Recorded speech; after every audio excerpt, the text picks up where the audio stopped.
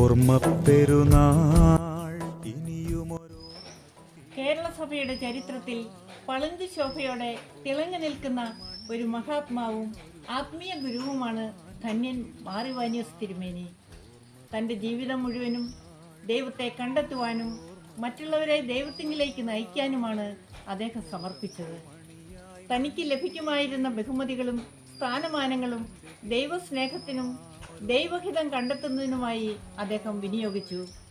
പടിപടിയായുള്ള ദൈവ നടത്തിപ്പിന് കാത്തിരുന്ന നീണ്ട വർഷങ്ങൾ, പ്രതികൂലാവസ്ഥകളിലും സത്യത്തിനു വേണ്ടി നിലനിന്ന് മലങ്കര സഭയുടെ പുനരൈക്യത്തിന് ധീരമായ നേതൃത്വം നൽകി.